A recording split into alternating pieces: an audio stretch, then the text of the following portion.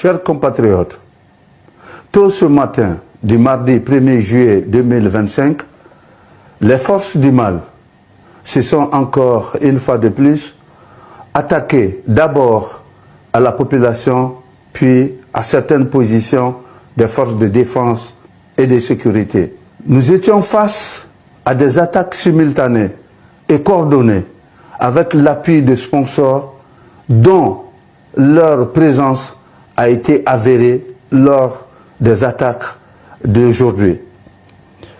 Les localités attaquées sont Nyono, Molodo avec des tirs d'obus, Sandaré, Kaye, Diboli, Nioro du Sahel, puis Gogi, soit au total 7 localités attaquées par les terroristes.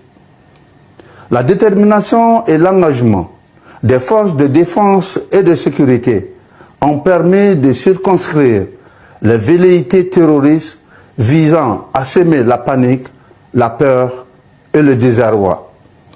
L'ennemi a subi d'importantes pertes partout où ils se sont attaqués aux forces de défense et de sécurité.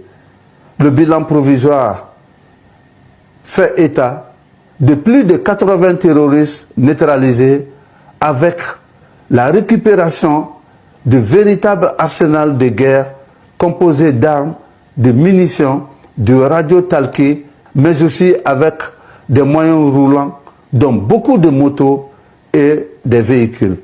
Les forces de défense et de sécurité sont engagées à protéger les populations et leurs biens. Nous remercions la population pour son soutien indéfectible à l'endroit des forces de défense et de sécurité et leur détermination à accompagner les forces de défense et de sécurité dans cette lutte contre le terrorisme. Les forces de défense et de sécurité sont vos frères, vos fils, vos époux. Aidez-nous à vous sécuriser, car c'est notre mission, même si cela doit se faire au prix de notre sang. Unis, nous vaincrons. Mali's armed forces say they killed 80 militants after a series of attacks on military posts. Mali's armed forces say they have killed 80 al-Qaeda-linked militants following a series of simultaneous and coordinated attacks on military posts in central and western parts of the country. Officials say the attacks took place in 7 towns and cities near the border with Senegal and further north, close to the frontier with Mauritania. The army made the statement during a special bulletin broadcast on the Armed Forces television channel.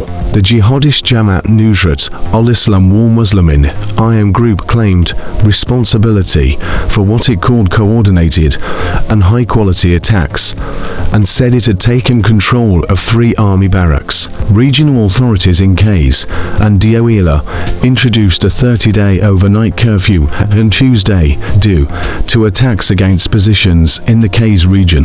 The incidents bore the hallmarks of other recent operations by the militants who have conducted similar assaults on military positions in Mali and Burkina Faso. Mali, which has been governed by a military junta since 2020, has been fighting insurgent groups linked to the so-called Islamic State and Al-Qaeda for more than a decade.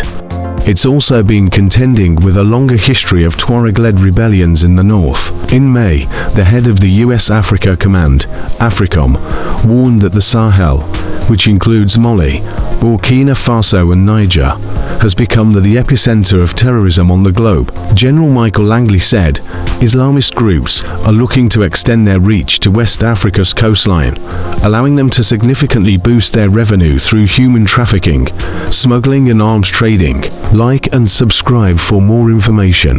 Thanks.